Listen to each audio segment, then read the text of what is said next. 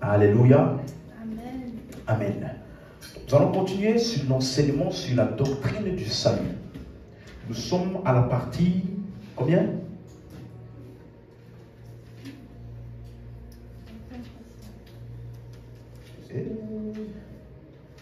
Ne me faites pas honte, s'il vous plaît.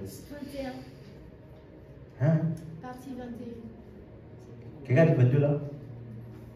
21, tu es sûr? Qui a dit 22? Tu as suivi la partie 21 où? Amen. Amen. Nous sommes à la partie 21. 2 Timothée chapitre 3, le verset 15.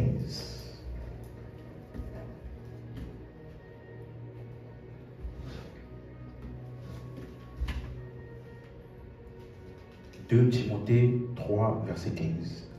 Dès ton enfance, tu connais les saintes écritures qui peuvent te rendre sage à salut par la foi en Jésus-Christ. Donc, nous allons commencer à expliquer que le salut n'est pas un des sujets de la Bible. Suivez? Le salut est le message de la Bible.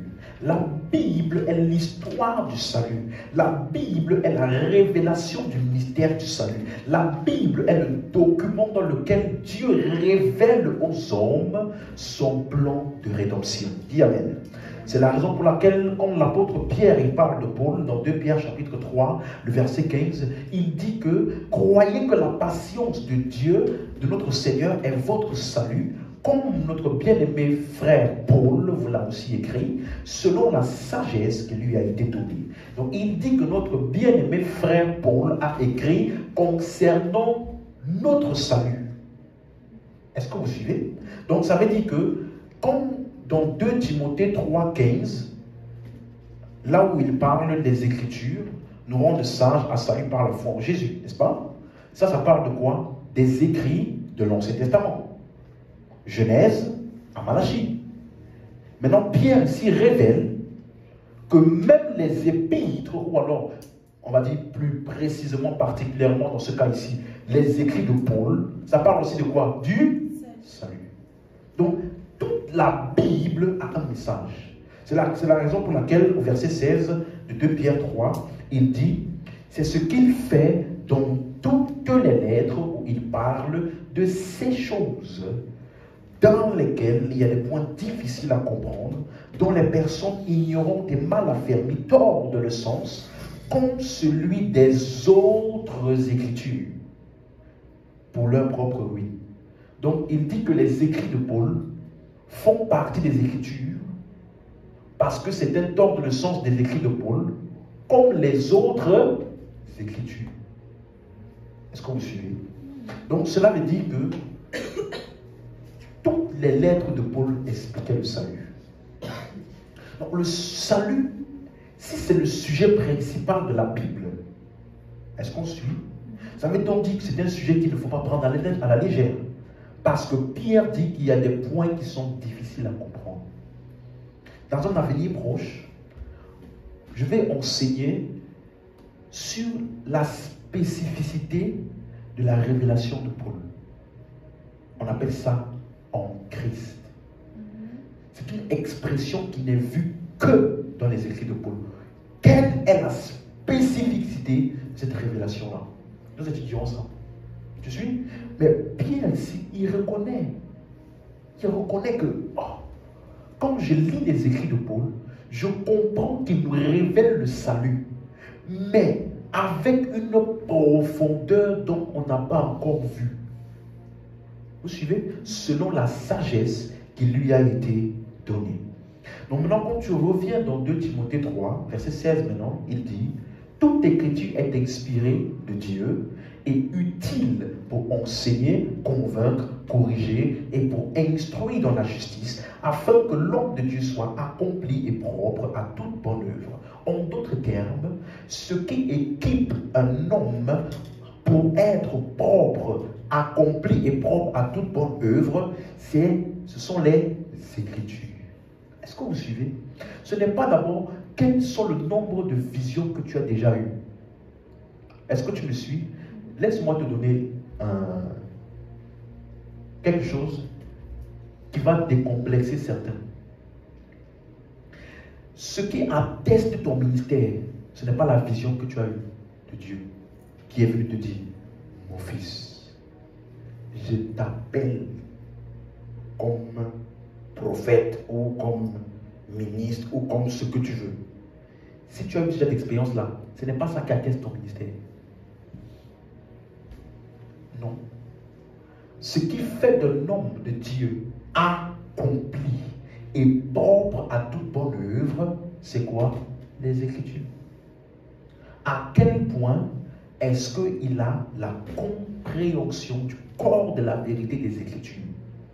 Et cela est communiqué uniquement par l'enseignement qui va produire des convictions, qui va ensuite produire des corrections dans ton système de pensée et ta manière de voir Dieu. Et ensuite, il appelle ça instruction dans la justice. Le mot instruction, c'est le mot grec paideia, qui veut dire éduquer un enfant pour qu'il puisse grandir. Donc, instruire dans la justice parle de quoi? La croissance spirituelle. En d'autres termes, le ministère est le fruit de la croissance spirituelle. Le ministère est la résultante de la croissance spirituelle, pas d'une vision. Dis amen, dis amen. Est-ce que quelqu'un suit bien?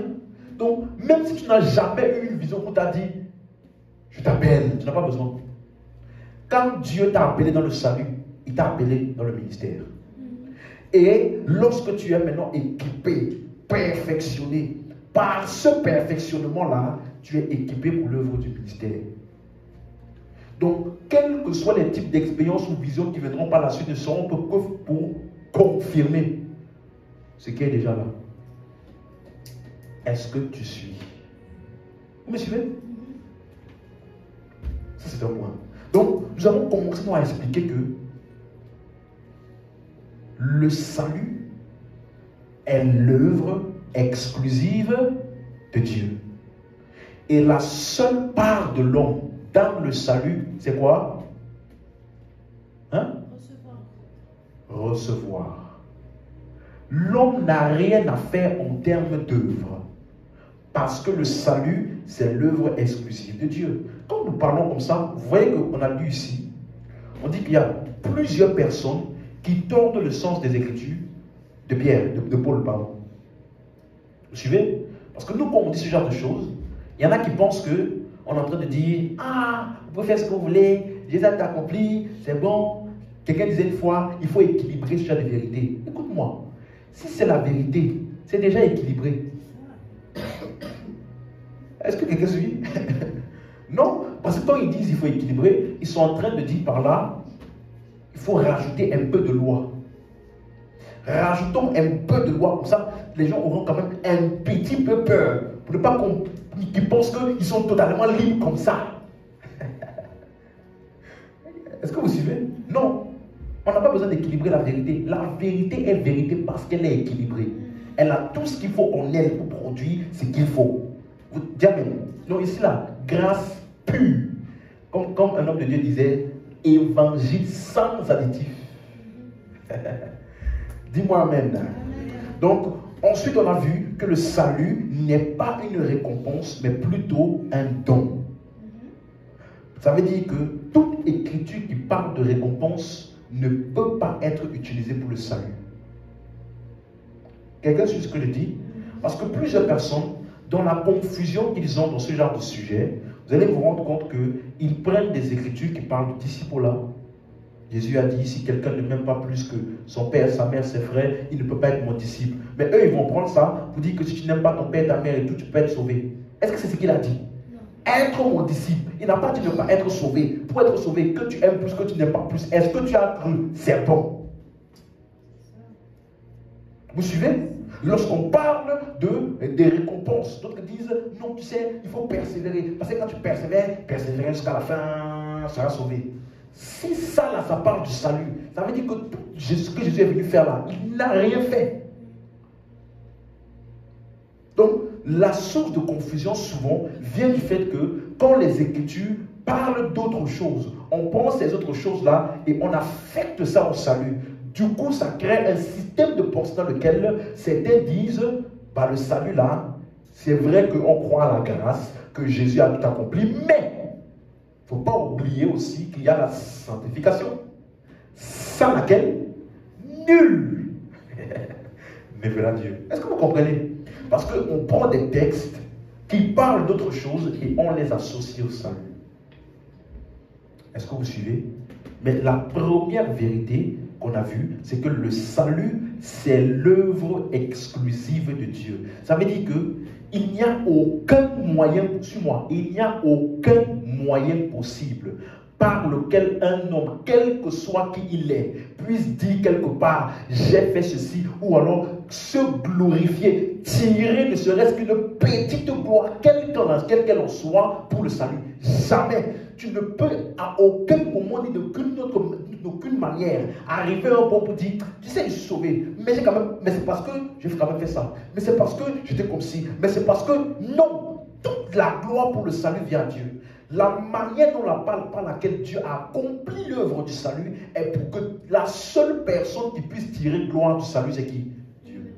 Lisons le passage. 1 Corinthiens 1, verset 29. Regardez ce qu'il dit. 1 Corinthiens 1, verset 29. Afin que nulle chair ne se glorifie devant Dieu. Afin que nulle chair ne se glorifie devant Dieu. Pourquoi? Verset 30. Or, c'est par lui. C'est par qui? Par lui. Regardez ce qu'il dit. Que vous êtes en Jésus-Christ, lequel de par Dieu a été fait pour nous. Donc, Jésus par Dieu a été fait pour nous. Quelqu'un suit? Par lui.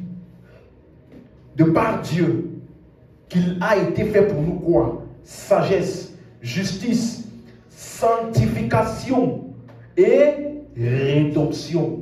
Pourquoi? Verset 31. Afin, comme il est écrit, que celui qui se glorifie dans le Seigneur. Donc, la seule manière de voir la gloire ou de tirer une gloire, c'est de se glorifier dans ce que le Seigneur a fait.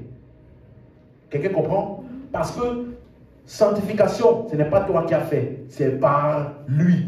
Il a été fait pour nous.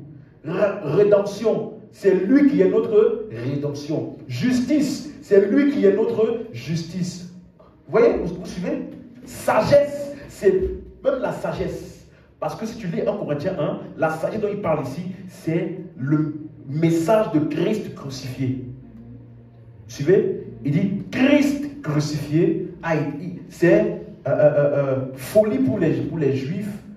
Non, scandale pour les Juifs et folie pour les païens.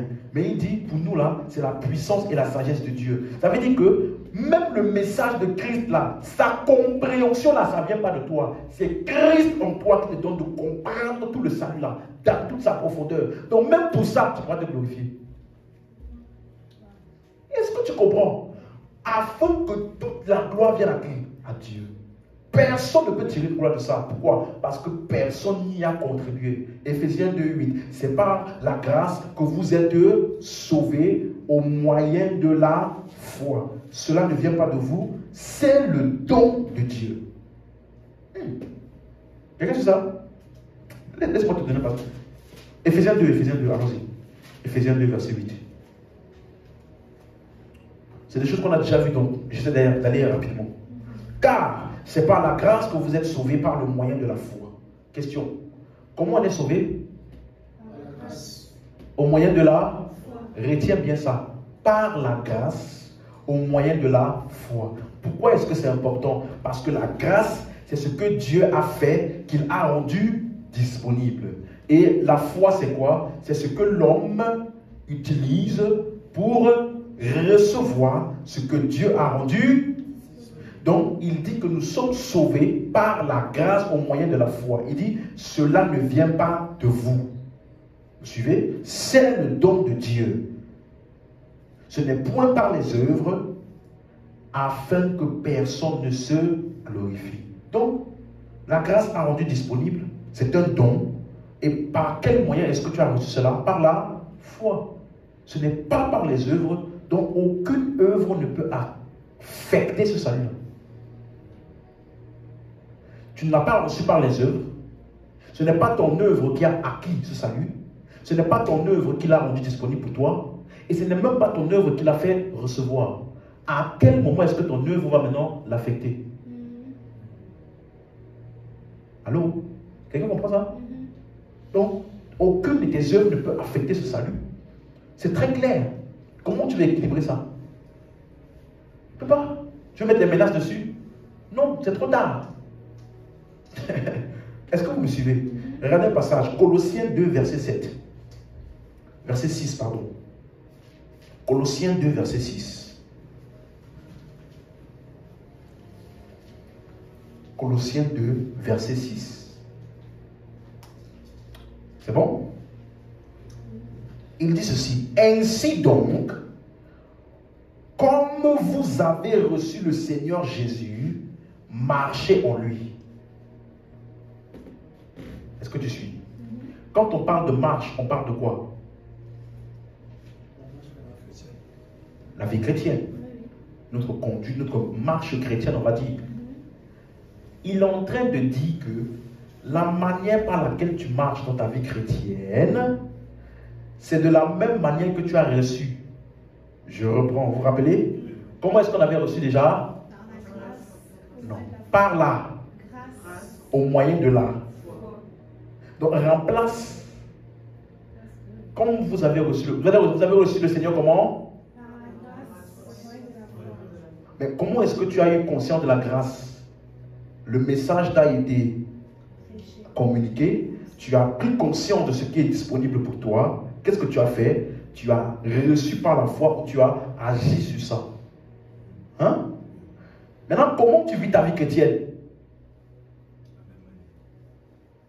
En prenant conscience de tout ce que Dieu a déjà rendu disponible et de le recevoir par là. Est-ce que tu comprends? Donc, de la même manière que tu as reçu le salut, c'est comme ça que tu vis ta vie chrétienne. Comme vous avez reçu. Ce n'est pas que tu vis ta vie chrétienne par là, tu reçois le Seigneur par la grâce au moyen de la foi, et après tu vis ta vie chrétienne par la loi ou par le mérite. Hein? Si tu ne pries pas 2 heures, Dieu n'exauce pas. Si tu ne dors pas par terre, Dieu n'exauce pas. Est-ce que c'est comme ça que tu avais reçu le salut? Non. Tu suis? Si tu ne fais pas ceci, Dieu ne fait pas cela, est-ce que c'est comme ça que tu avais reçu le salut? Non. Donc, comment est-ce que tu vis ta vie chrétienne? Dieu a rendu disponible l'exaucement. Donc, qu'est-ce que je fais? Je prends conscience et je fonctionne dans l'exaucement. Toutes mes prières sont exaucées. Ça là, c'est la grâce. Est-ce que tu comprends? Ah, mais j'ai besoin d'entendre Dieu par rapport à une situation. Par là. Au moyen de là.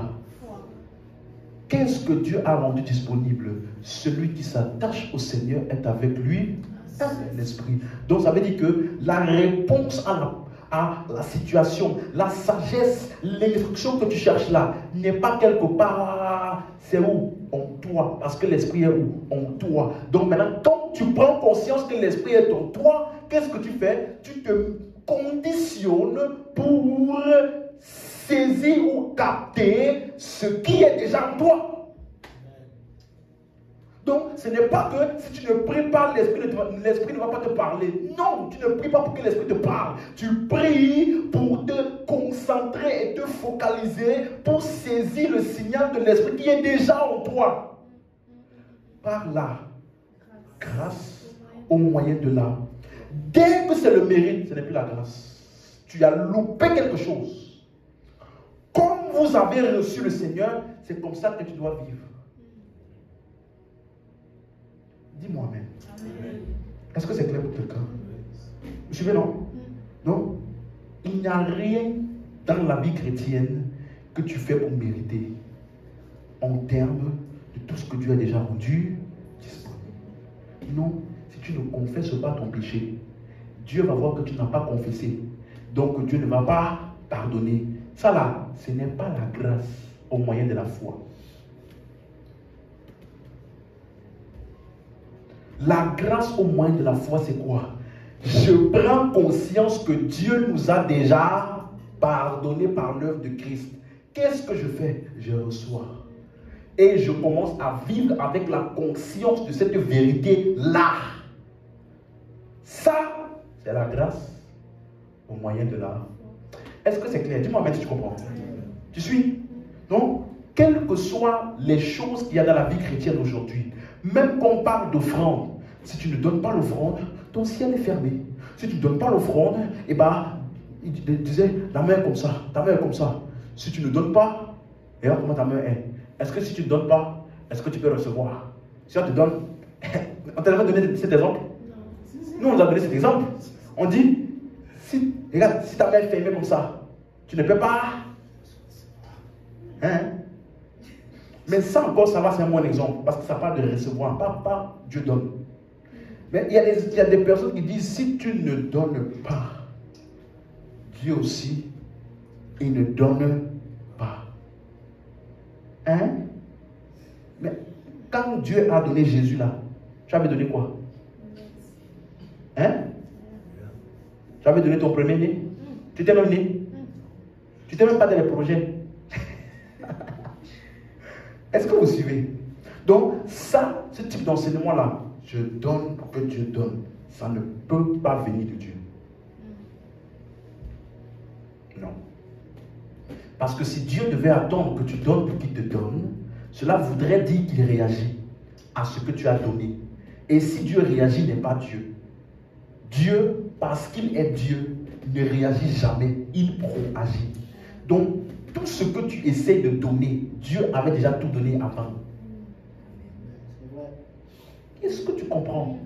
Donc, la seule chose qu'on doit faire, c'est de te montrer ce que Dieu a donné. Et si tu es très conscient de ce que Dieu a donné, ça va produire en toi quoi? Les bonnes œuvres, dont l'une, c'est quoi?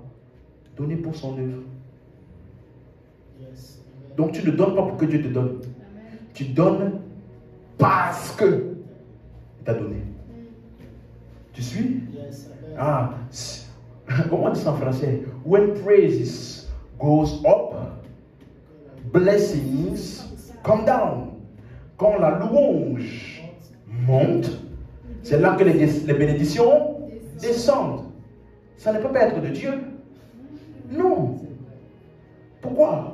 Parce que la Bible dit, soyez comme votre Père qui est dans les cieux, qui fait tomber sa pluie sur les bons et sur les méchants. Une autre version dit, sur ceux qui sont bons et sur ceux qui sont ingrats.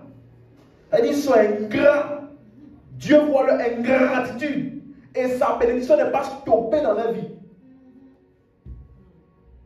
Donc, ce n'est pas when praises go up.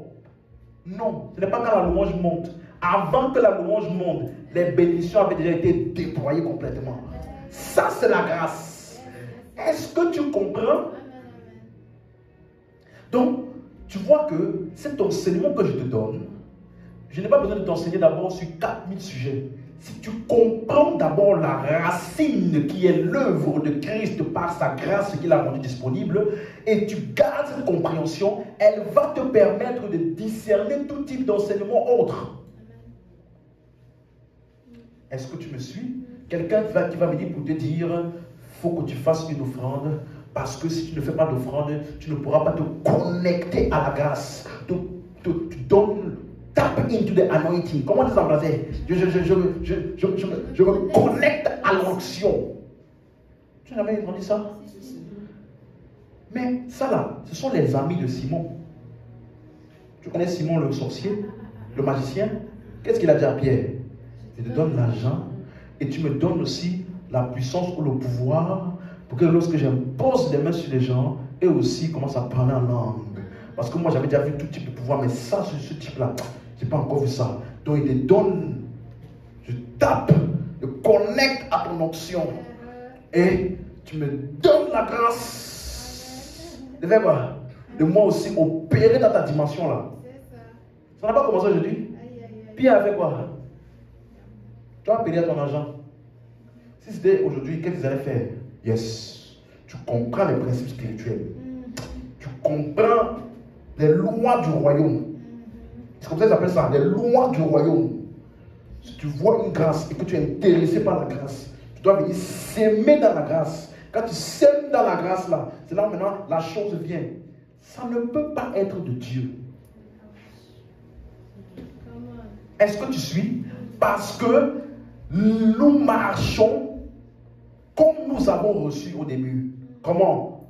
Par la grâce au moyen de la foi. Et dans cette grâce-là, elle avait déjà tout rendu disponible avant que nous n'en soyons même conscients. Tout ce qu'on a fait, c'est de prendre conscience de ça et de le recevoir par la foi. Tu me suis? Donc, si jamais même tu dois donner quelque chose à un homme de Dieu, ce n'est pas pour qu'il te communique quelque chose, c'est plutôt en réaction à ce que tu as déjà reçu de lui. La Bible dit quoi? Que ceux qui vous communiquent des choses spirituelles, que vous puissiez leur donner quoi? Vos choses matérielles. Donc tu donnes les choses matérielles quoi? En réaction aux choses spirituelles que tu as déjà bénéficiées. Pas pour bénéficier des choses. Est-ce que tu comprends? Donc, quels que soient les types d'enseignement, tu vois, moi j'essaie de faire le tour pour te montrer que même si on te dit prière, donner, même si on te dit service de Dieu, si tu veux que Dieu te bénisse, il faut que tu puisses le servir. Et eux, ce qu'ils appellent bénir là, c'est quoi? Avoir les biens matériels. Mais demande-leur, tous les gens, qu'est-ce que tu appelles bien matériel? Avoir un bon travail. Donc ça veut dire que, peuple de Dieu, voilà pourquoi c'est bon de servir Dieu. Parce que quand tu sers Dieu, tu vois, Dieu, il est toujours fidèle. Moi, j'ai déjà donné ce genre de témoignage. Vous savez, Dieu est fidèle. C'est vrai que c'était compliqué. Mais je suis resté ferme, je suis venu à l'église, j'ai fait tout ce que le pasteur a dit, et puis voilà, j'ai servi, même quand c'était compliqué, je continue à servir, et regardez, Dieu m'a béni. Dieu t'a béni en faisant quoi? Il t'a donné un bon travail, ou alors, il t'a donné une promotion. Mais question, la promotion que tu as eue là, pour aller dans le nouveau poste là, quelqu'un occupait ce poste avant. Le quelqu'un là, j'espère qu'il servait. Hein? Tu es venu occuper un poste. J'espère que tous les gens qui ont occupé ce poste depuis le commencement de cette entreprise-là, j'espère qu'eux tous servaient Dieu, c'est pour ça qu'ils ont eu ça. Parce que s'il y a un d'eux qui n'a pas servi et qui a eu ça, ça veut dire que ce que toi tu appelles bénédiction n'est même pas nécessaire pour un païen.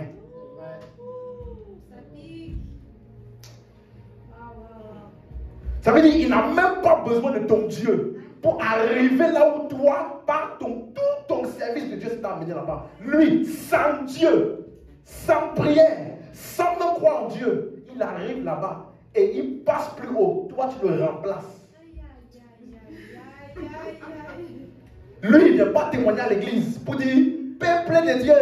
Lui, il dit, tu vois, moi j'ai bossé, je bosse. Et puis ils ont vu mon travail, ils m'ont élevé. Toi, tu as pris sa place. Et toi, tu vas dire, peuple de Dieu, Dieu m'a béni. Entre vous deux là, qui blague qui? On ne sert pas Dieu pour être béni. Et ce que les gens appellent béni, ce n'est pas les choses du monde. Nous servons Dieu parce que nous sommes déjà bénis. J'avais donné une phrase une fois. Si tu retiens cette phrase-là et que ça t'accompagne dans ta vie chrétienne, ça va t'éviter beaucoup de choses inutiles. La vie ou la marche chrétienne, c'est la réaction à l'œuvre de Christ. Retiens ça. Peut-être que tu ne comprends pas l'impact de ça là, mais c'est très très très profond. Tout ce que nous faisons n'est pas pour que Christ fasse quelque chose.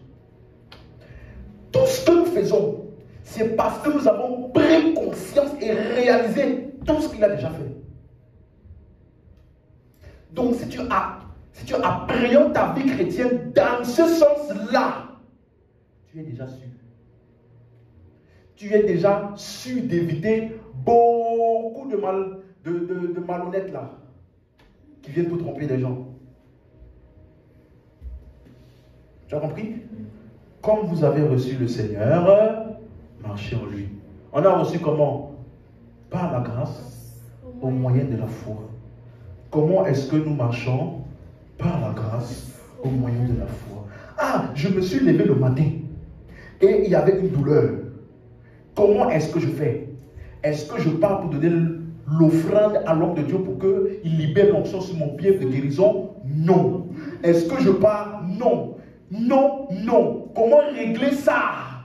La grâce a rendu disponible la puissance de guérison pour chacun d'entre nous. Ils imposeront les mains malades et les malades seront guéris. Ça veut dire qu'en chacun de nous chrétiens, il y a déjà par la grâce rendue disponible la puissance de guérison. Donc qu'est-ce que je fais? Je prends conscience de ça et par la foi, j'impose les mains et je déclare que je suis guéri. Par la grâce au moyen de la foi. Même écoute-moi, quelles que soient les choses de la vie chrétienne, ça fonctionne comme ça. Autre manière là, on appelle ça un autre évangile qui parle d'un autre Jésus. Il appelle ça un autre esprit. Donc ce n'est pas partout où on dit Jésus qu'il s'agit de Jésus-Christ. Jésus va vous bénir aujourd'hui. Demande, c'est quel Jésus? Jésus va vous bénir. Tous ceux qui m'ont donné leur dîme aujourd'hui, ce n'est pas le Jésus de la Bible. C'est un autre Jésus. Vous suivez? Oh mais pasteur, il y a un problème dans ma vie. J'ai un péché, une habitude que j'ai du mal. Comment est-ce que je dois m'en sortir de ça? Par la grâce. Au moyen de la... Mais comment, pasteur? Ne savez-vous pas que votre corps est le temple du... Il n'a pas dit essayez d'être le temple du Saint-Esprit. C'est qu'il a dit? Non. Tu vis dans l'impudicité. On dit même chez vous, les Corinthiens, là, c'est à un niveau même qui c'est pire que chez les païens. Paul dit, vous savez pourquoi c'est comme ça? Ne savez-vous? Ça veut dire que tu n'as pas pris conscience de ce que la grâce a rendu disponible vis-à-vis de toi. La grâce a fait de toi le temple du Saint-Esprit. Donc, comment le temple du Saint-Esprit fonctionne? Glorifiez donc Dieu dans votre corps. Vous suivez? Il dit, celui qui est mort au péché et vivant pour Dieu. Conséquence, regardez-vous comme mort au péché et vivant pour Dieu. Que le péché ne règne donc point dans votre corps mortel. Donc il te dit, prends conscience que par l'œuvre de Christ, tu es mort au péché. Par l'œuvre de Christ, la seule chose à laquelle tu es vivant, c'est quoi? Dieu. Si tu arrives à prendre conscience de ça et que tu saisis cette vérité et que tu commences à fonctionner dans cette vérité-là, ce qui va se passer, c'est que le péché n'aura plus de pouvoir dans notre corps mortel. Donc comment est-ce que tu fais pour dominer sur le péché comme certains appellent? Ce n'est pas en essayant de dominer sur le péché, c'est en prenant conscience de ce qui est disponible dans la grâce. Qui est quoi? La grâce nous a rendu fils de Dieu, nature de l'esprit, le vieil homme dépouillé. Tout ça de la grâce, ce n'est pas ce que tu fais, c'est ce que Christ a fait. Vous suivez? Quand tu prends conscience de tout ce que Christ a fait pour toi, en rapport avec le péché qu'il a fait de toi, une nouvelle création qui est au-dessus du péché, qu'est-ce que tu commences à faire? Tu marches avec cette conscience. Et quand le péché vient, tu dis, toi et moi, on n'est plus au même niveau, on n'appartient plus à la même famille, je suis né de l'esprit, je suis mort au péché et je suis uniquement vivant pour Dieu. Sans effort, par la grâce, au moyen de la... Oh, tu vas arrêter le péché? Viens, on va te faire une cure d'âme. Tu vois la cure d'âme? On va te faire une cure d'âme. On va curer ton âme. Hein? Tu vois? Non. Non, non, non, non. Je ne suis pas contre les conseils. Je ne suis pas contre le fait qu'on peut te conseiller concernant certaines choses que tu dois prendre en compte. Mais on appelle ça instruction d'âme.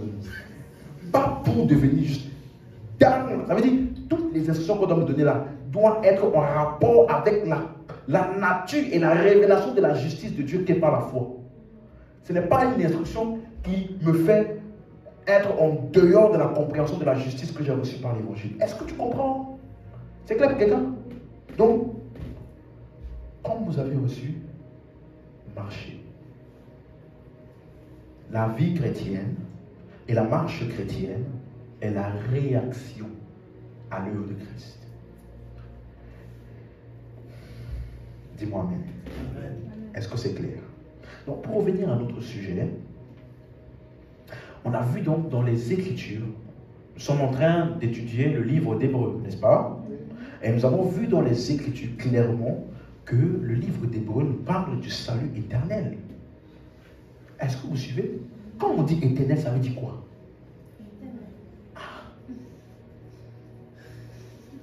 Ça, à ce mot-là, on dirait qu'on doit faire une encyclopédie uniquement pour le mot éternel. Pour expliquer à certaines personnes que éternel veut dire éternel. Soit c'est éternel, soit ce n'est pas éternel. Si c'est éternel, on ne peut pas le perdre. Si ce n'est pas éternel et qu'on peut le perdre, ce n'est pas éternel. Mais tu ne peux pas dire c'est éternel aussi longtemps que tu marques de la sanctification. Non, alors ce n'est pas éternel. Vous me suivez? Soit c'est éternel, ce n'est pas éternel. Donc on a parcouru des textes de tous les livres d'Hébreux, du chapitre 1 jusqu'au chapitre 13. On a vu clairement, par exemple, Hébreux 5, verset 9, il parle du Jésus est devenu l'auteur d'un salut éternel. Hébreux 3, verset 1, il dit Jésus est l'apôtre et le souverain sacrificateur. Ça parle de quoi? De ce que Jésus est maintenant notre médiateur. Vous suivez? Dans Hébreux 4, il dit, nous qui avons cru, nous sommes entrés dans le repos. Donc ça veut dire que quand tu crois, tu entres dans le repos, il n'y a plus d'œuvre. Vous suivez? Il n'y a plus d'œuvre en rapport avec le salut. Est-ce que tu suis? Dans Hébreux 4, 14, il dit, nous avons un grand souverain sacrificateur qui a traversé les cieux. Donc, si ton objectif était d'aller au ciel, c'est trop tard. Nous avons un grand souverain sacrificateur qui a traversé les cieux. Donc ça part d'une œuvre achevée. Il a traversé, c'est fini. Est-ce que vous suivez? Et il nous représente tous dans les cieux à la droite de Dieu le Père. Hébreux 7, 22, il dit, nous sommes le garant d'une... Jésus, est devenu le garant d'une alliance plus excellente ou alors éternelle. Hébreux 7, 25, il est donc toujours vivant, il peut donc sauver pour toujours tous ceux qui s'approchent de Dieu par lui, étant toujours vivants pour intercéder en leur faveur. Dans Hébreux 8, verset 8 à 12, il parle de l'ancienne et de la nouvelle alliance. Après, il explique que la nouvelle alliance, je pardonnerai leurs péchés et je ne me souviendrai plus de leurs iniquités. Vous suivez? Hébreux 9, Jésus, il est entré une fois pour toutes dans le lieu très saint.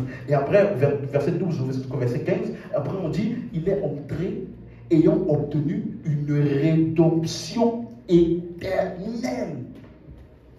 Vous suivez? Et après, jusqu'au verset 15, il parle d'un héritage éternel. Hébreux 10, 12, verset 12, verset 10, verset 12, verset 14. Sanctifié une fois pour toutes par l'offrande du corps de Jésus. Il est entré une fois pour toutes, après un sacrifice, et s'est assis pour toujours. Verset 14, il nous a amenés à la perfection pour toujours.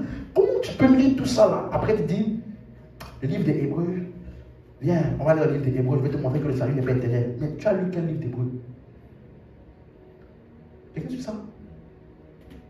Hébreux 13, je ne vous délaisserai point, je ne vous abandonnerai jamais. Verset 20, il est par le sang d'une alliance éternelle. Regardez, tous ces passages-là montrent que le salut c'est éternel une fois pour toutes.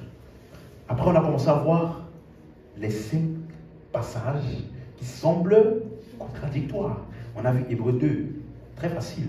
Hébreux 3 et 4. J'ai commencé à expliquer qu'il parle clairement du peuple d'Israël qui est sorti d'Égypte. Comment est-ce qu'ils ont endurci leur cœur? Et qui disait maintenant à vous, les Juifs, ne faites pas la même erreur comme eux qui ont endurci leur cœur. Si vous entendez ma voix aujourd'hui, n'endurcissez pas vos cœurs comme vos pères. Est-ce qu'il peut dire ça à nous qui avons déjà cru et qui sommes entrés dans le repos? Non. Est-ce que quelqu'un suit? Hébreux 10, là où il dit maintenant, si nous péchons volontairement, il ne reste plus de sacrifice. Quand tu dis ça, quelqu'un peut te blaguer très mal avec ça. Parce que qu'est-ce qu'il appelle péché volontaire? Il faut demander à la personne, est-ce qu'il y a un péché que tu fais qui n'est pas volontaire? Nous savons que pour toi aussi, là, il n'y a plus de sacrifice. Le verset là, ça parle de toi-même. Puisque tu prends ce verset, ça parle de toi. Toi là, il n'y a plus de sacrifice pour toi. Il faut dire ça à la personne. Mais pour ceux qui veulent comprendre, il parle maintenant après du jugement. Il leur reste un jugement et une attente d'un feu qui dévorera les rebelles. Rebelles.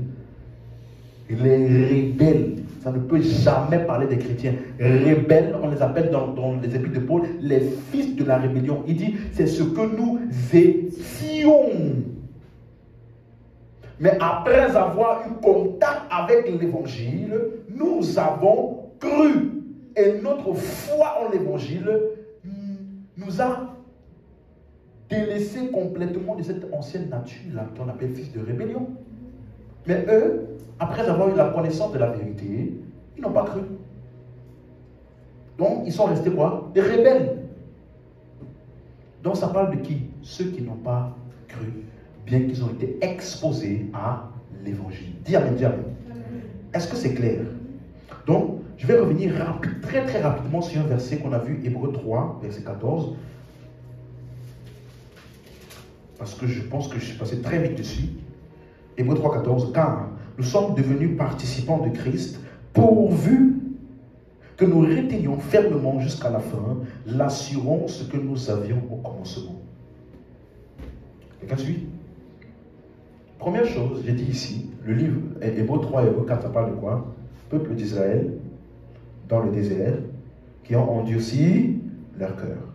N'est-ce pas? Et ici, il dit, pourvu que nous retenions fermement jusqu'à la fin, l'assurance. Quelle fin? De quelle fin s'agit-il? Parce que certains pensent que la fin ici, c'est le salut. Hein? Ah, la fin du monde. Ah, on va voir. Dans tous les cas, fin du monde là, c'est ce qu'on va recevoir là-bas, c'est le salut alors. Non, d'après cette compréhension-là.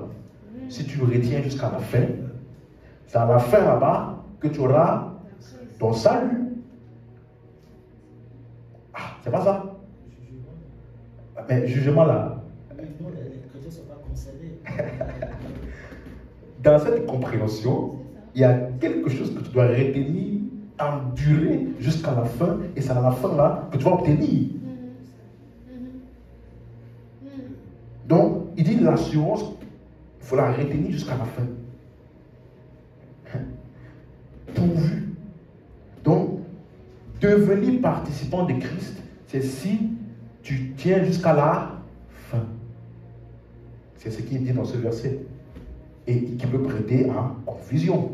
Mais déjà, premièrement, même si ça s'agissait d'une fin quelque part, même si ce n'est pas le cas, déjà, même ma page, quand tu vas dans Hébreux 10, 39, Hébreux 10, 39, il dit ceci. Nous, en parlant des croyants par contre, nous ne sommes pas de ceux qui se retirent pour se perdre. Nous ne sommes pas de ceux qui se retirent pour se perdre, mais pour ceux qui ont la foi pour sauver leur âme.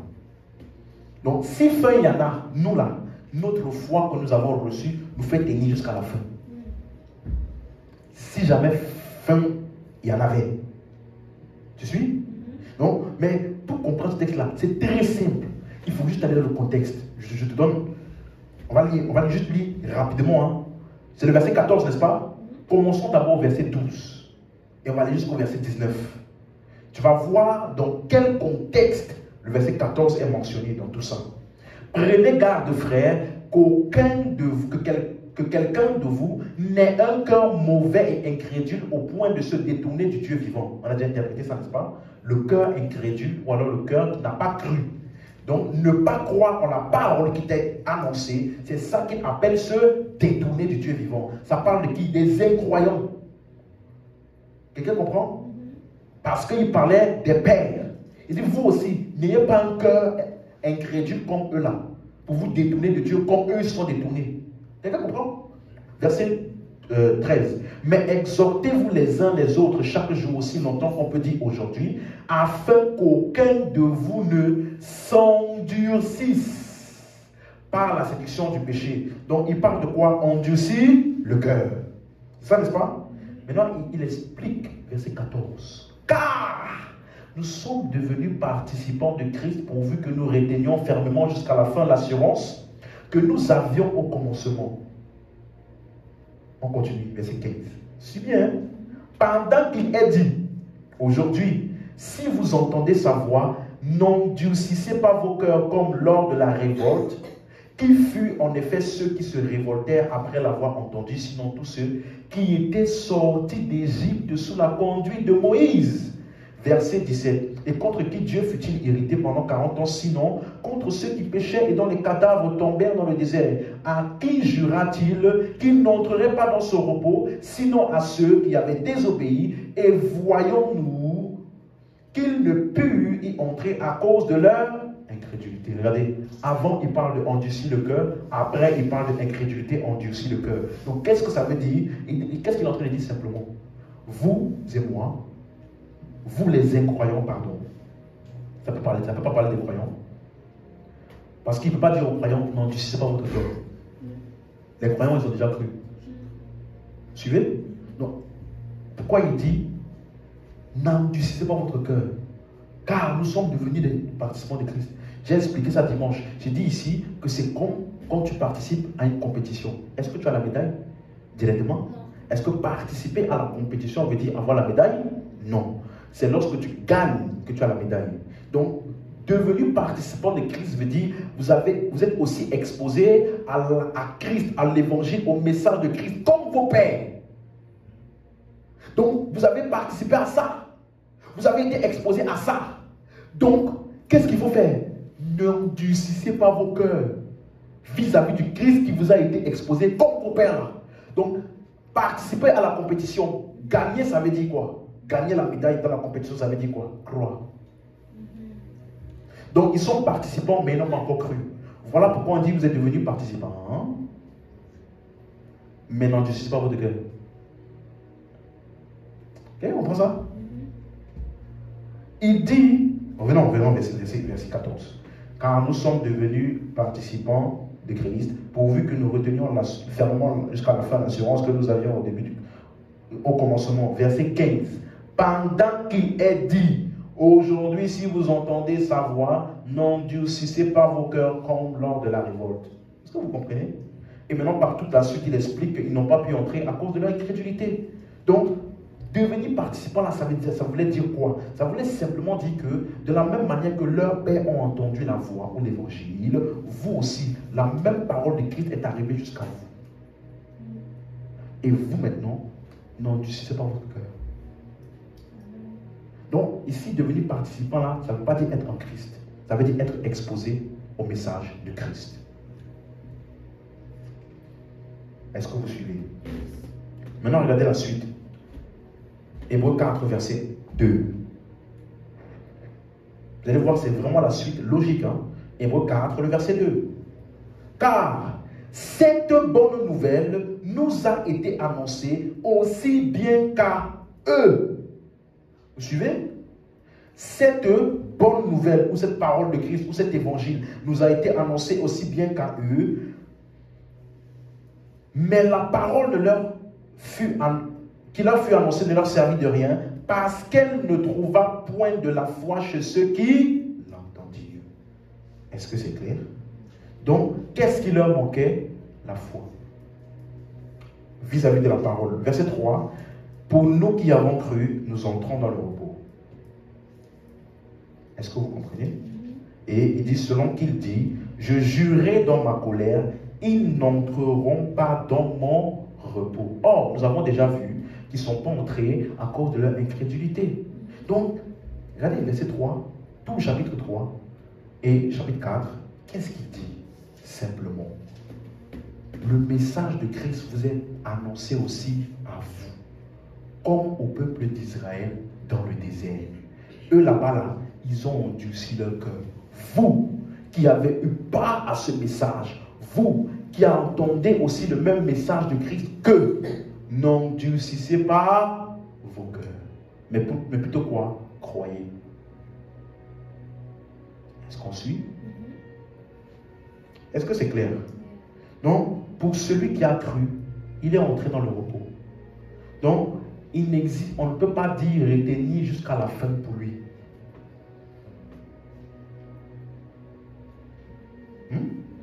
Parce que le salut n'est pas une fin qu'il atteint. Le salut, c'est le début Dès qu'il a cru, il est entré. Donc il n'a rien à attendre jusqu'à la fin. C'est là-bas même qu'il a commencé. Hein? Et qu'est-ce qu'il appelle, si on veut aller même dans les détails, qu'est-ce qu'il appelle entrer dans le repos? Au verset 10, il dit, celui qui entre dans le repos, il se repose de ses œuvres, comme Dieu s'est reposé de ses œuvres le 7e jour. Donc, quand tu es dans le repos, tu cesses tes œuvres. Donc, si tu es dans le repos, tu ne persévères pas jusqu'à la fin. Donc, il n'y a ni fin, ni persévérance jusqu'à quelque chose vis-à-vis du salut. Donc, ça, Hébreux 3,14 là, ne peut pas s'adresser aux chrétiens. Parce que le croyant, il est déjà entré. Et le croyant, il a cessé de ses œuvres. Donc, il n'y a aucune endurance pour le salut. Il parle en fait, dans Hébreux 3 et dans Hébreux 4, de nos pères, des pères, des patriarches, peuple d'Israël qui sont sortis d'Égypte et qui ont endurci le cœur. C'est ça qu'on voit dans tout le contexte. Est-ce que c'est clair? Ça, c'est le contexte de tout Hébreux 3, Hébreux 4. Vous voyez que si tu comprends l'histoire dans Nombre 13, si je me trompe, hein, de cette histoire dans le désert, et tu comprends pourquoi il prend cet exemple-là, tu vas se comprendre qu'il parle aux incroyants. Et après, lorsqu'il parle aux croyants, il dit nous on a déjà cru, et nous sommes entrés. Amen. Ça marche? Donc il faut bien interpréter correctement pour distinguer lorsqu'il s'adresse aux croyants, aux juifs croyants et aux juifs non croyants. Parce que quand il parle aux juifs croyants encore, quand tu lis Hébreux 4,14, il dit ainsi, puisque nous avons un grand souverain sacrificateur qui a traversé les cieux, Jésus, le Fils de Dieu, demeurons fermes dans la foi que nous professons. Donc il dit ici clairement que Jésus a traversé les cieux une fois pour toutes. C'est une œuvre achevée. Il n'y a pas une endurance ou quelque chose à essayer de faire plus. C'est déjà fait. Donc plutôt montrer encore une fois que ça ne parle pas des chrétiens dans Hébreux 3,14 jusqu'à la fin. Ça ne parle pas des chrétiens. Jésus, il a traversé une fois pour toutes, il s'est achevé. Il s'est assis une fois pour toutes. Il n'y a pas une autre endurance à faire pour soutenir ça. Est-ce qu'on comprend? Il dit de la foi que nous professons. Donc ça parle de nous qui croyons. Donc, c'est bon pour tout le monde? On n'est pas impliqué dans Hébreux 3,14 là, ça ne parle pas de nous. Ça parle des incroyants qui sont participants. Si tu peux, au lieu de mettre participants de Christ, dis participants au message de Christ. Ils ont été exposés au message de Christ. Comme leur père dans le désert. Donc, il leur dit maintenant, non, durcissez pas votre cœur. Amen. Mais Jésus, pour nous les croyants, il est notre souverain sacrificateur. Et nous avions même vu qu'il a traversé les cieux comme précurseur au-delà du voile. Et il est maintenant notre ancre de notre âme, sûr et solide. Donc il nous a stabilisés là-bas, au ciel, pour toujours. Dis Amen. Donc, comme tu vois ce genre de texte-là, il faut comprendre. C'est la même chose quand Jésus parlait dans ses paraboles. Oh, celui qui est bâti sur le roc, celui qui est bâti sur le sable. Toutes les paraboles de Jésus, il parlait de lui-même. Vous suivez? Il parlait de lui-même. Entrez par la porte étroite. Large et spacieux est le chemin qui mène à la perdition. Il parlait de qui? Lui. Porte étroite, c'est qui? Lui. Chemin, c'est qui? Lui. Comprenez? Ah, la vierge, 5 vierges folles, 5 vierges sages, et puis l'époux va venir, oh, nous ne sommes pas comme une vierge folle. Chrétien, est-ce que tu es une vierge folle? Est-ce que tu es une vierge? Ça ne parle pas des chrétiens. Il parlait de qui? Lui. Vis-à-vis de qui? Peuple d'Israël. Je suis venu à vous. Je suis l'époux qui a été annoncé à vous, le peuple d'Israël. Et parmi le peuple d'Israël, il y a ceux qui n'ont pas reconnu, il y a ceux qui l'ont reconnu. Ça ne parle pas de l'enlèvement. Toutes les paraboles de Jésus parlaient de qui? Lui. Pourquoi? Parce que ces paraboles avaient pour objectif d'amener le peuple d'Israël à croire en lui, à le reconnaître comme le Messie qui avait été annoncé, afin qu'il puisse croire. C'est ça le but du ministère de Jésus avant sa mort et sa résurrection pour le peuple d'Israël. Quelle est sa mission? Montrer par toute type de choses qu'il est le Messie qui avait été annoncé. Pour que eux, ils croient en lui et le reconnaissent. Donc, vierge folle, vierge sage, ça ne parle pas de toi chrétien. Tu n'es pas une vierge folle ou sage. Tu es l'époux, l'épouse. Nous ne sommes pas vierges, nous sommes l'épouse. Marie, aimez vos femmes comme Christ a aimé l'Église. Donc, nous sommes assimilés à l'épouse qui est unie en une seule chair avec son mari. Dis amen. Est-ce que c'est clair? Nous avons été, Éphésiens 2:20, établis sur le fondement des apôtres et des prophètes. Donc, la maison bâtie sur le roc, c'est qui? Tous les croyants. Il parlait de qui? Tous ceux qui ont cru en lui. Pourquoi il a fait cette parabole-là? Pour leur dire que vous, les pharisiens, si vous continuez à vous appuyer sur la loi de Moïse, sur les pratiques de la loi, ça là, ça ne peut pas vous stabiliser dans le salut. Ça ne peut pas vous donner la justification. Donc cette maison-là ne peut vous amener nulle part. Mais si vous fondez votre foi sur moi, qui suis le Christ annoncé et qui est l'auteur d'un salut éternel, vous êtes sur le roc. Quel que soit ce qui va arriver, ne peut jamais vous déstabiliser ce salut que vous avez reçu. Dis amen, tu comprends? Donc, il faut interpréter les Écritures avec les Écritures. Tu n'as pas le droit de prendre une Écriture quelque part et de donner ta compréhension. Non, moi, c'est ma manière de voir ce verset. Quand je vois ce verset-là, je vois ça comme ça. On ne t'a pas demandé d'essayer de nous dire comment tu vois. On t'a demandé de voir et de laisser les Écritures te donner sa manière de voir et pour que toi, tu puisses l'adopter. Non pas pour que tu prennes, toi, ce que tu penses et l'imposer aux Écritures. Les Écritures interprètent les Écritures. Il n'y a aucune endurance pour le salut. La seule part de l'homme dans le salut, c'est quoi? Recevoir. Pourquoi? Parce que c'est Jésus qui a enduré. Hébreux 12, rapidement. Hébreux 12, verset 2. Ayons les regards sur qui? On n'a pas trouvé? Je vous laisse ouvrir. Hébreux 12, verset 2. Amen. Hébreux 12, verset 2. Ayons les regards sur Jésus, le chef et le consommateur de la foi, qui, en vue de la joie qui lui était réservée, quelqu'un a la version d'Arby?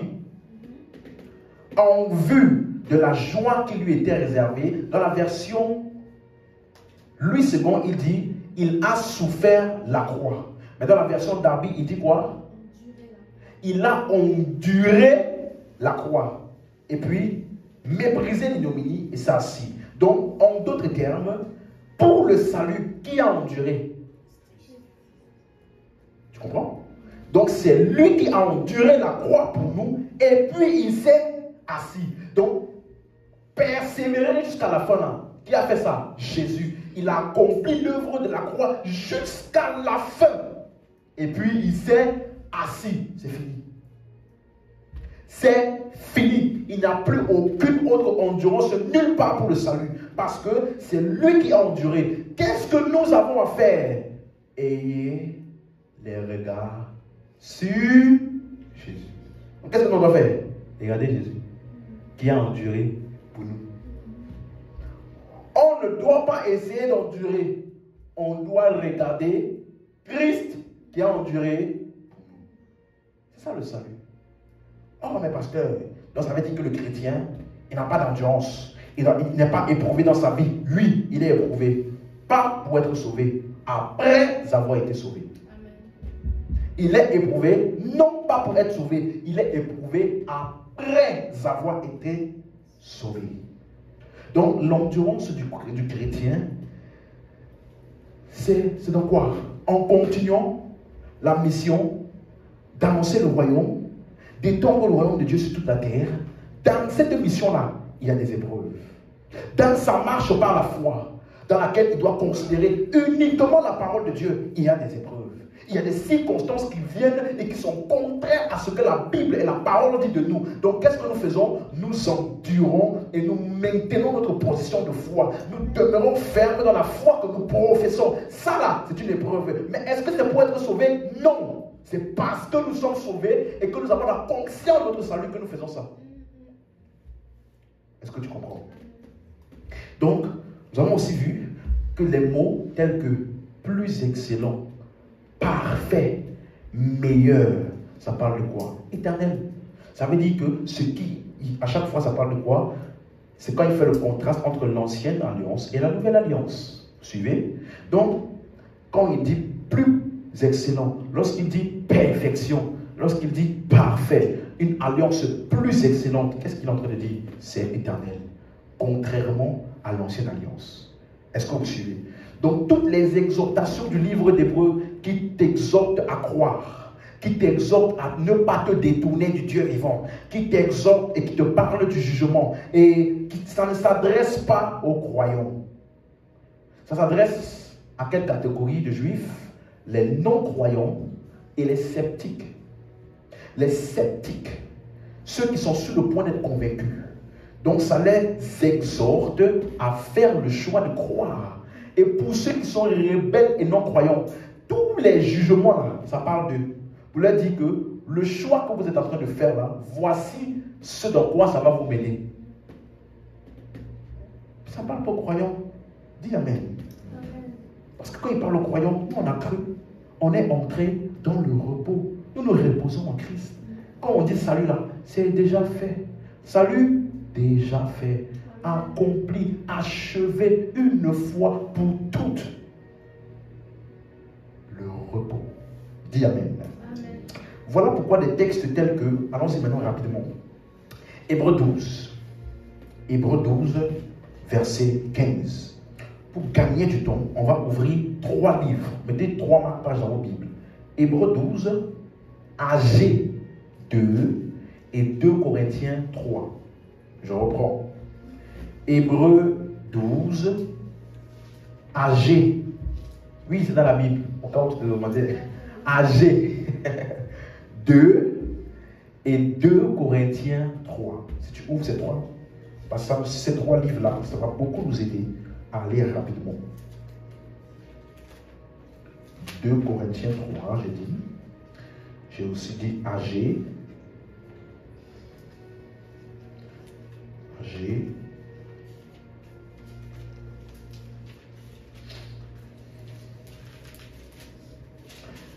AG. Pour ceux qui veulent trouver AG, c'est entre Genèse et Apocalypse. C'est les 2 livres avant Malachie. C'est bon? Donc tu ouvres Malachie, c'est juste avant Matthieu. Tu ouvres Malachie, puis tu vas en arrière. Il y aura Zacharie, après il y a AG. C'est bon? Donc on va commencer par Hébreux 12. Verset 15. C'est bon? Veillez à ce que nul ne se prive de la grâce de Dieu, à ce qu'aucune racine d'amertume, poussant des rejetons, ne produise du trouble et que plusieurs n'en soient infectés. Qu'est-ce qu'il appelle se priver de la grâce de Dieu? Ça veut dire ne pas recevoir ce que Dieu a offert gratuitement. Est-ce qu'on comprend? Verset 16. À ce qu'il n'y ait ni impudique ni profane comme Ésaü. Retenez bien les exemples qu'il prend et les types de personnes qu'il cite.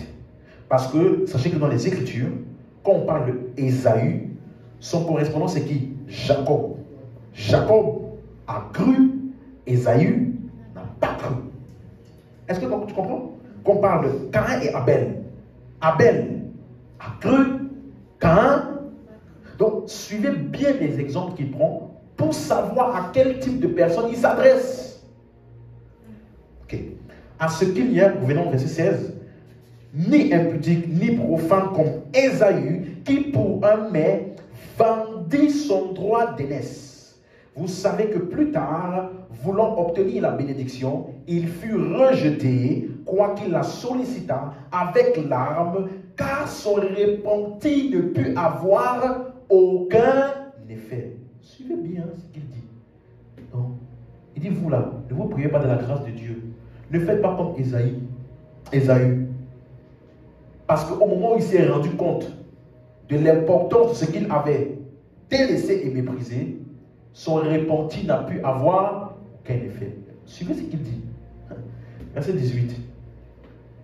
Vous ne vous êtes pas approché d'une montagne qu'on pouvait toucher, qui était embrasée par le feu, ni de la nuée, ni des ténèbres, ni de la tempête, ni du retentissement de la trompette, ni des bruits des paroles tels que ceux qui l'entendirent demandèrent qu'il ne leur fût adressé aucune de plus, car ils ne supportaient pas cette déclaration. Si même une bête touche la montagne, elle sera lapidée. Verset 21.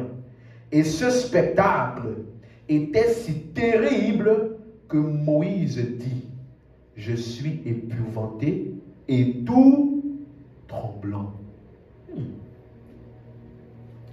Il a fini de parler d'Ésaü. Il commence à parler de qui? Moïse. Et de quelle montagne? La montagne de Sion, de Sinaï, pardon. On suit? Qui est caractérisée par quoi? Jugement, condamnation, peur, épouvante. Est-ce que vous suivez? Ça là, il dit vous ne vous êtes pas approché de ça.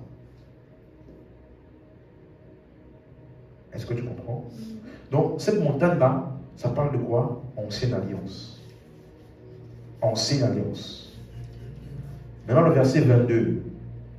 Mais vous vous êtes approchés de la montagne de Sion, de la cité du Dieu vivant, de la Jérusalem céleste, des myriades qui forment le cœur des anges, de l'assemblée des premiers-nés inscrits dans les cieux, du juge qui est le Dieu de tous, des esprits des justes parvenus à la perfection. Verset 24, de Jésus qui est le médiateur de la nouvelle alliance et du sang de l'aspersion qui parle mieux que celui d'Abel. Donc ici il parle de quoi? La nouvelle alliance. La montagne de Sion. Donc, qu'est-ce qu'il disait à ces gens-là? Suivez-moi.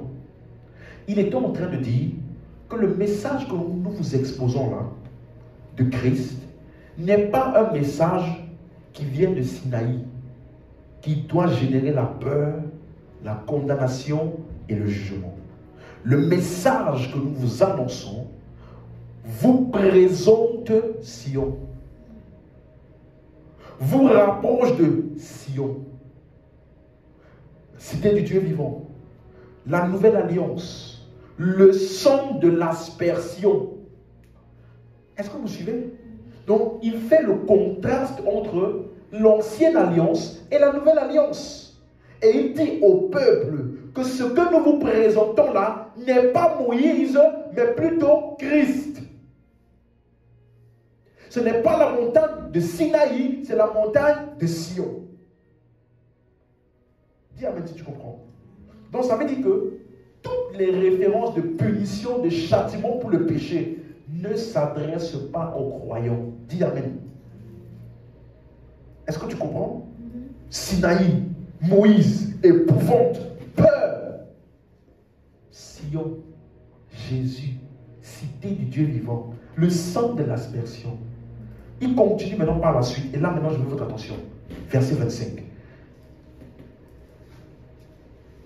Donc après leur avoir dit que ce qu'on vous annonce ne vient pas de l'ancienne alliance, mais de la nouvelle alliance. On ne vous présente pas l'ancienne alliance basée sur la peur, condamnation et jugement. Nous vous présentons la nouvelle alliance dans laquelle le sang de l'aspersion, il parle pour vous. Le sang de l'aspersion vous justifie. C'est ça qu'on vous présente. Et après avoir dit ça, il dit maintenant verset 25. Gardez-vous de refuser d'entendre celui qui parle. Est-ce que vous comprenez maintenant? Gardez-vous de refuser d'entendre celui qui parle. Donc celui qui parle ici, est-ce qu'il annonce l'ancienne alliance ou la nouvelle alliance? Vous voyez? Il les invite à croire en l'œuvre de Christ. Quelqu'un comprend? Et donc gardez-vous de refuser d'entendre celui qui parle. Il va encore maintenant faire la distinction entre les deux. Regardez. Car si ceux-là n'ont pas échappé, qui refusaient d'entendre celui qui publiait les oracles sur la terre. Je vous laisse bien relire ça. Ceux-là, ça parle de qui? tous ceux qui n'ont pas cru dans l'Ancien Testament, on dit que eux là, ils ont refusé d'entendre celui qui publiait les oracles sur la terre, c'est qui? Moïse. Il fait le contraste entre deux alliances. N'oubliez pas. L'ancienne alliance là, ou la loi, qui publiait ça? Moïse. Donc il dit que tous ceux qui étaient sous la loi de Moïse et qui ont refusé d'obéir à ça, ils n'ont pas échappé au jugement. Vous suivez? Maintenant regardez la suite. Combien moins échapperons-nous si nous nous détournons de celui qui parle du haut des cieux? Celui qui parle du haut des cieux, c'est qui?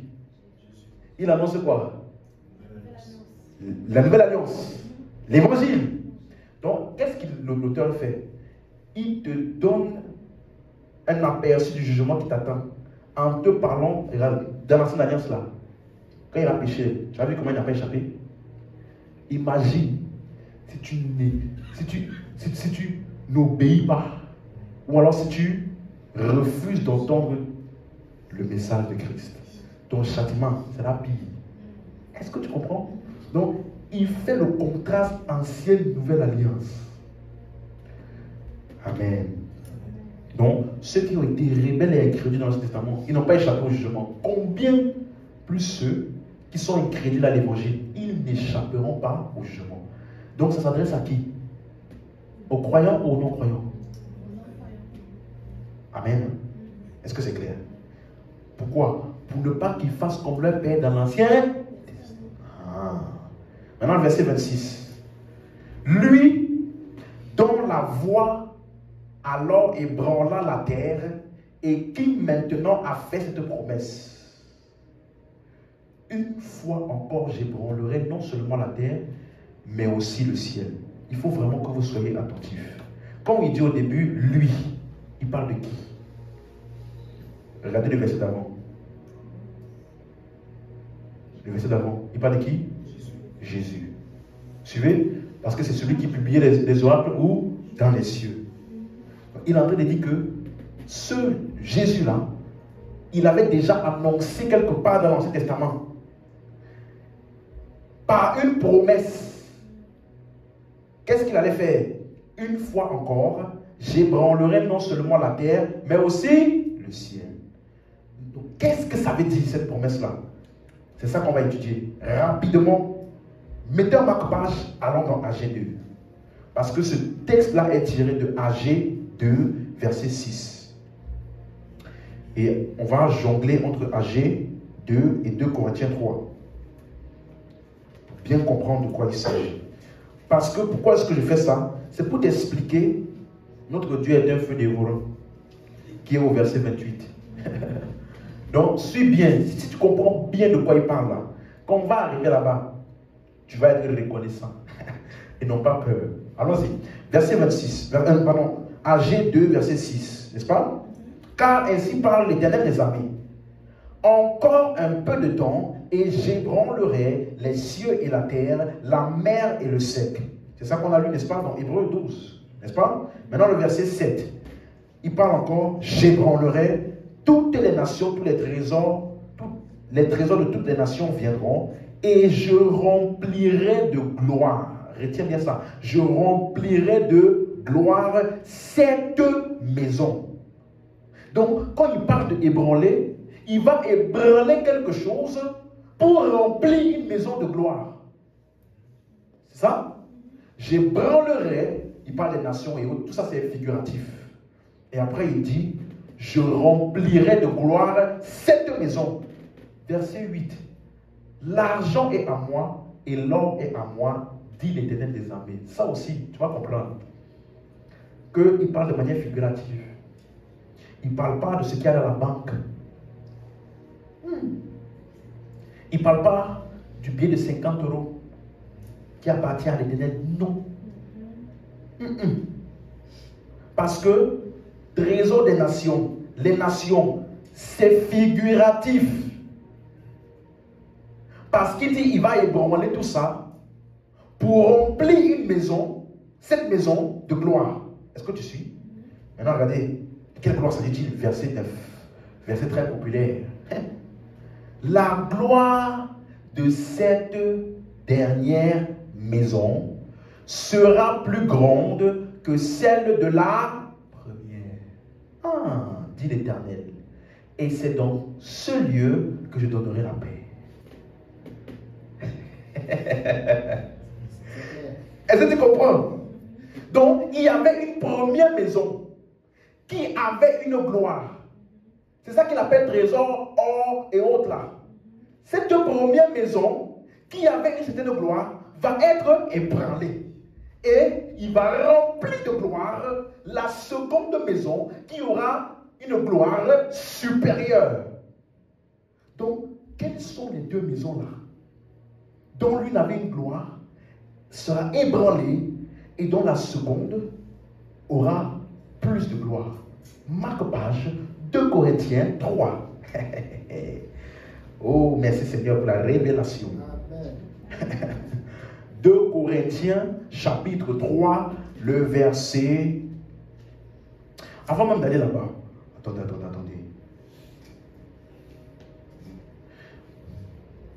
J'ai oublié un verset, le verset 5 de AG2. Parce que, quand il parle de maison, il dit qu'il va ébranler ou abolir la première maison, qui a une certaine gloire, pour établir une qui sera plus glorieuse. Donc, de quelle gloire parle-t-il? Verset 5 nous donne d'abord un aperçu. Parce qu'avant de parler de maison, trésor, or, gloire, il avait déjà parlé de manière d'abord claire. Verset 5. Je reste fidèle à dis ça fort, que j'ai fait avec vous quand vous sortîtes de l'Égypte. Et mon esprit est au milieu de vous, ne craignez pas. Donc, il parle d'une alliance. Et il parle de quelque chose qui était déjà là au début, qui va être ébranlé pour mettre quelque chose de plus glorieux. Ok. 2 Corinthiens 3, à partir du verset 6. Retenez bien, ébranlé, plus glorieux. Ok. 2 Corinthiens 3, 6. On a trouvé? Normalement, n'est-ce pas? Ok. Regardez ce qu'il dit. Il nous a aussi rendus capables d'être ministres d'une nouvelle alliance. Non de la lettre, mais de l'esprit. Car la lettre tue, mais l'esprit vivifie. Ça, là, ce genre de verset-là, il ne faut pas se précipiter pour commencer à chercher les rémas dans ça. Non, la lettre, c'est ça. C'est ça. L'esprit, c'est le réma derrière la lettre. Quand l'esprit te donne une révélation derrière la lettre, là, c'est l'esprit. Parce que vous, là, vous êtes trop dans la lettre, tous les tons, hébreu, grec, tout ça. Vous êtes dans la lettre, ce n'est pas ça la lettre. Il faut aussi avoir l'esprit. Quelqu'un m'avait dit cette fois, c'est pour ça que je vous dis ça. Mais qu'est-ce qu'il appelle la lettre? Qu'est-ce qu'il appelle l'esprit? Il faut laisser les Écritures interpréter les Écritures. Donc, qu'est-ce qu'il appelle l'être qui tue, esprit qui vivifie? Verset 7. Oh, si le ministère de la mort, gravé avec des lettres ou sur des pierres, c'est de quel ministère il s'agit ici? Donc l'être tue, c'est quoi? C'est ça là? Donc il dit que, regardez, si le ministère de la mort gravé avec des lettres sur des pierres a été comment? Comment? Donc il y avait une certaine... Donc c'est pas parce que quelqu'un dit, si tu donnes, Dieu va te donner. Si tu ne donnes pas, Dieu ne te donne pas. Et puis il y a des miracles. Et puis il y a des témoignages là-bas. Ça ne veut pas dire que c'est vrai. Parce que dans ce ministère qui ministre la mort, donc tu as des témoignages, mais c'est la mort qu'on te ministre. Il y a des témoignages, c'est la mort qu'on te ministre. Donc, miracle ne veut pas dire que c'est l'esprit qui vivifie. Le ministère de la mort a été glorieux. Il y avait une gloire de l'eau. Dis amen. On continue. gravé avec des lettres sur des pierres, a été glorieux, au point que les fils d'Israël ne pouvaient pas fixer les regards sur le visage de Moïse à cause de la gloire de son visage, bien que cette gloire fût passagère. Ouais, non? Non, Moïse, là, ce qu'il avait là, c'était passager. Non, l'homme de Dieu, quand il passe, il ne peut pas le toucher. Tu ne peux pas le toucher. Si tu le touches, tu peux mourir. Ça là, c'est la loi. Hein. C'est le petit frère de Moïse. Tu comprends? Ok. Maintenant, verset 8. Combien le ministère de l'Esprit ne sera-t-il pas comment? Dis ça pour quelqu'un qui lit bien. Donc, le ministère de la mort était comment? Le ministère de l'Esprit est comment? N'oubliez pas, il faut bien lire. Il parle de quoi? Ancienne alliance et nouvelle alliance. Si tu as compris ça, on peut maintenant aller vite pour le reste. Verset 9, il dit: si le ministère de la condamnation a été glorieux, le ministère de la justice est de beaucoup supérieur en gloire. Et sous ce rapport, ce qui a été glorieux ne l'a point été à cause de cette gloire qui lui est supérieure. Tu comprends? Ça veut dire que quand on compare les deux là, en fait, ce qu'il y avait dans la alliance là, c'était même pas glorieux. C'est pourquoi quand le message de la grâce vient, bam, toutes les choses que tu disais, waouh, avant là, dans les choses de la loi là, tu dis, regarde-moi ça, regarde-moi ça. Et comment j'ai pu faire ça? Pourtant, quand tu faisais ça, tu te disais, mais sous ces rapports-là, en fait, là-bas, là, il n'y a rien. Est-ce que tu comprends maintenant? Donc, il montre que ancienne alliance et nouvelle alliance, il y a une certaine gloire ici, mais ici c'est beaucoup plus glorieux. Maintenant, regardez le verset 11. En effet, si ce qui était passager a été glorieux, ce qui est permanent est bien plus glorieux. Donc, maintenant j'ai une question. Qu'est-ce qui était glorieux? Qu'est-ce qui est passager? Ministère de la mort. Condamnation. Qu'est-ce qui est permanent? Plus glorieux. Le ministère de l'esprit. Le ministère de la justice. Vous êtes d'accord? Permanent, passager. Glorieux, plus glorieux. De gloire en gloire. Donc quand quelqu'un dit, on va aller de gloire en gloire, il faut lui dire non. C'est pas de gloire en gloire, en gloire, en gloire, en gloire. Non. C'est de la gloire de Moïse.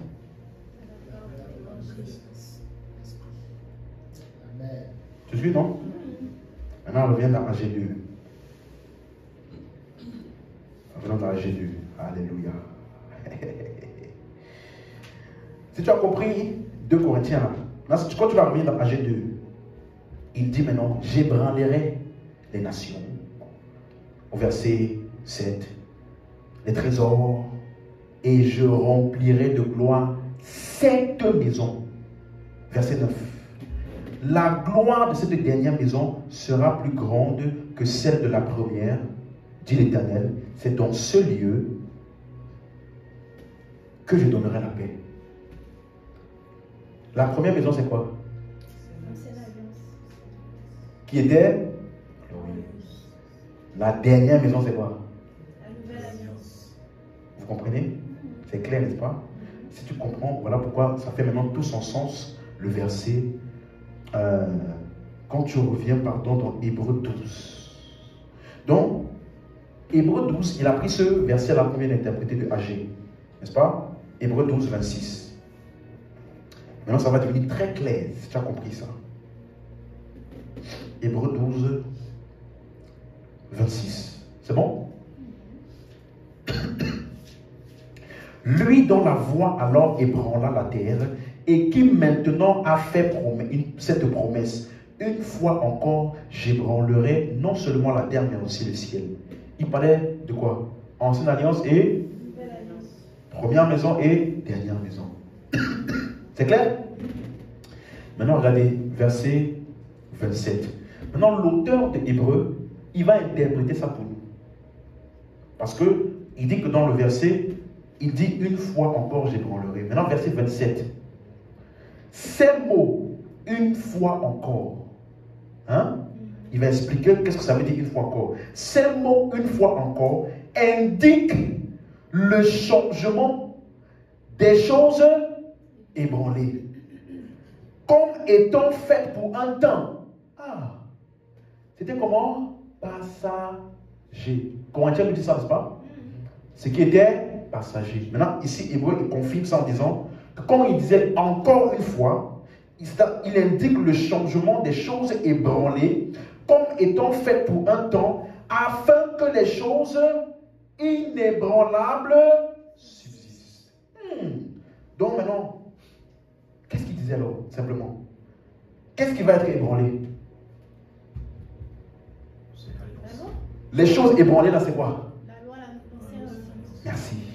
La loi, l'ancienne alliance, c'est ça qui dit, ça annonce un changement. C'est ça qui va être ébranlé ou alors aboli. La première maison qui avait cette loi, mais qui était passagère, pour établir les choses inébranlables. Qu'est-ce que c'est inébranlable là? Ça parle de quoi? Nouvelle alliance. Là, dans 2 Corinthiens, il a dit quoi? Ce qui est permanent. Vous voyez? C'est la même chose, n'est-ce pas? Il dit c'est ça qui subsiste, c'est ça qui est plus glorieux. Maintenant, le verset 28. C'est pourquoi, recevons un royaume inébranlable. Un royaume inébranlable, ça parle de quoi? Nouvelle alliance. Jésus-Christ, c'est ce qu'il nous a offert. Regardez ce qu'il dit. Recevons un royaume inébranlable, montrons notre reconnaissance en rendant à Dieu un culte qui lui soit agréable, avec piété et avec crainte.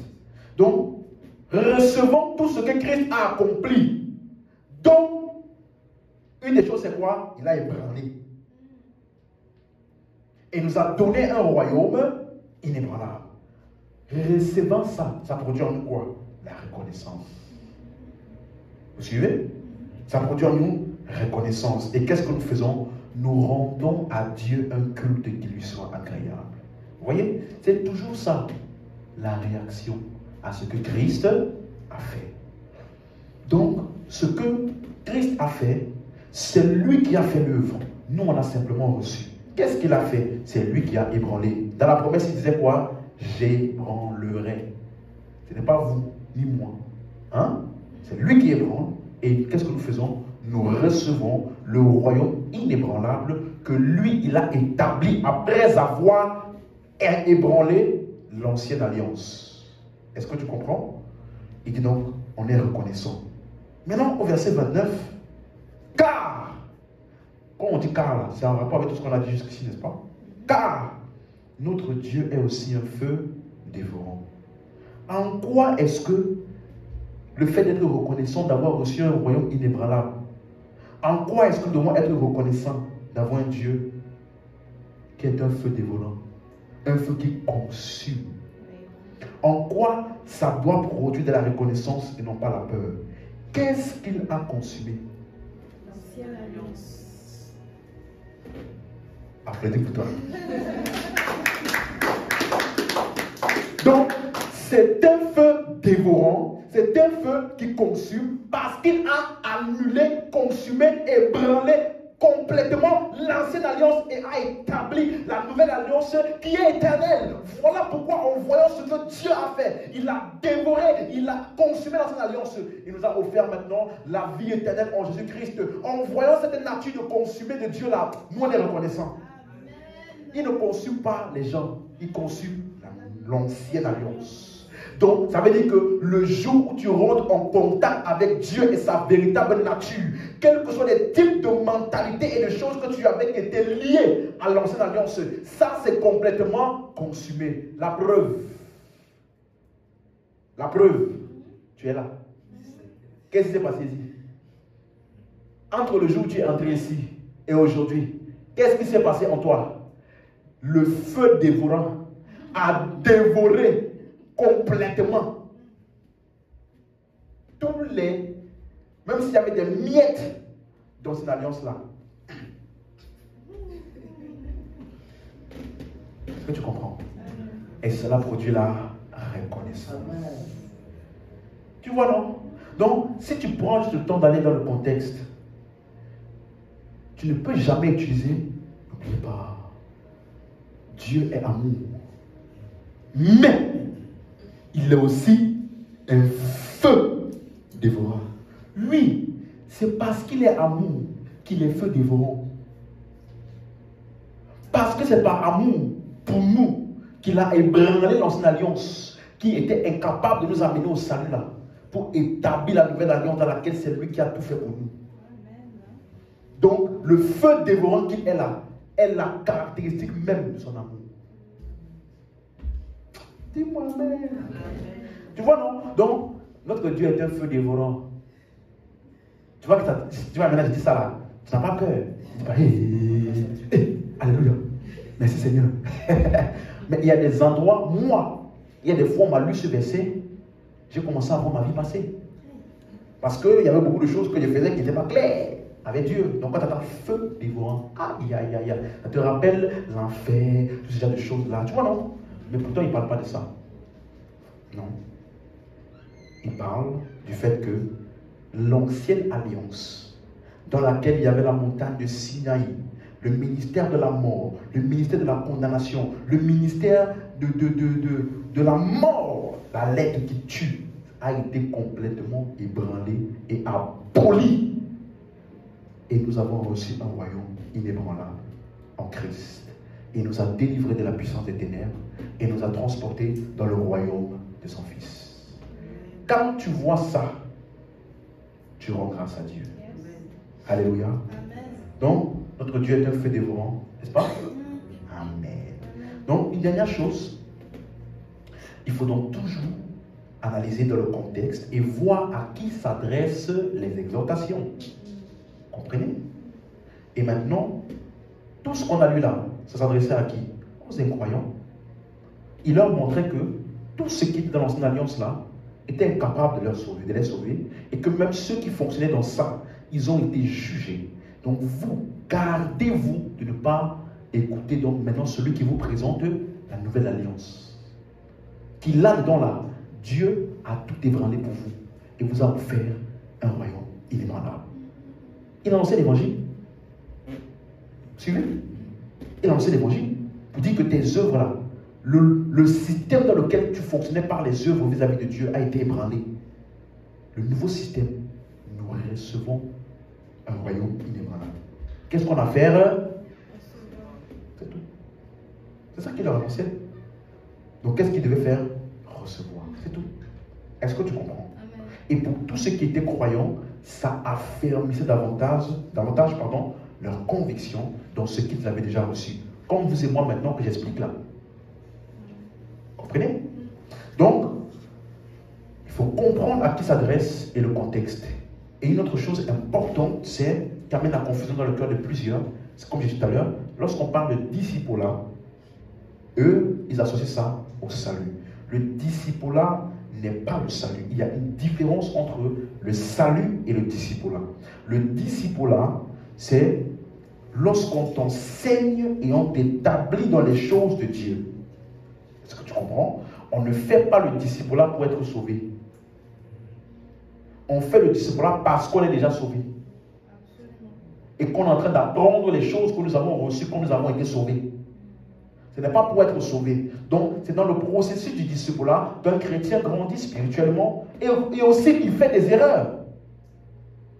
Mais nous avons vu que dans toutes ces erreurs-là, aucune de ces erreurs n'a la capacité de défaire le salut. Tomber dans le péché, tomber dans la tentation, être déchu de la grâce, même tomber dans les fausses doctrines, se laisser emporter. Aucune de ces choses ne peut défaire le salut. Pourquoi? Parce que le salut, c'est l'œuvre exclusive de Dieu.